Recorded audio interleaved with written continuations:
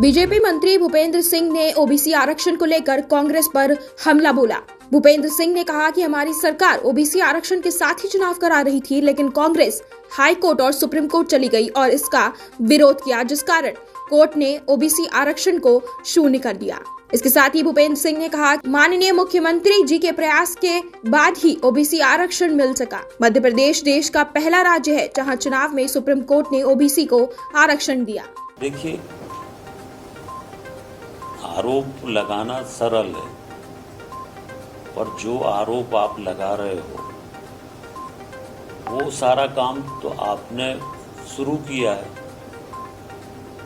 तो आपने तो जो चुनाव की प्रक्रिया तय की थी, वो प्रक्रिया ही ऐसी तय की थी कि उसमें पूरी तरह से खरीद फरोख्त हो, और जिस तरह से पंचायतों में तोड़फोड़ की थी, पंचायतें अलग अलग कर दी थी, कोई कहीं कर दी थी, कोई कहीं कर दी थी, और अपनी सुविधा से सारी पंचायतों को बनाया था। उसी कारण से 2019 में चुनाव नहीं हो पाए। और नहीं तो अगर समय पे चुनाव हो जाते तो ये जो पिछले 3 वर्ष निकले, 3-4 वर्ष बिना चुनाव के 3 वर्ष, ये 3 वर्ष में हमारे चाहे नगरीय निकाय हों, चाहे ग्राम पंचायतें हों, सब में प्रतिनिधि होते। और ये संस्कृति जो है देश के अंदर, खरीद फरोख्त की संस्कृति की शुरुआत कांग्रेस ने हमारे देश में की है। अटल जी की सरकार जिस तरह से गिराई गई थी वो हम सबके ध्यान में है, और अनेक जगह राज्यों की सरकारें जिस तरह से कांग्रेस ने बनाई थी वो भी हम सब लोग जानते हैं।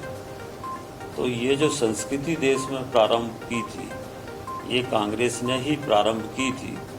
और अब भारतीय जनता पार्टी लगातार इस बात का प्रयास कर रही है, चाहे वो परिवारवाद हो, चाहे भ्रष्टाचार हो, चाहे ये खरीद फरोख्त की राजनीति हो, ये सब चीज़ें देश में समाप्त हों और एक अच्छा हमारा लोकतंत्र हो, और लोग ईमानदारी से काम करें, जनता की सेवा करें। सुशासन का जो हमारा संकल्प है, सबका साथ सबका विकास विश्वास का जो संकल्प है, उस पर भारतीय जनता पार्टी चल रही है। और राजनीति में भी नए मूल्य स्थापित भारतीय जनता पार्टी ने किए हैं।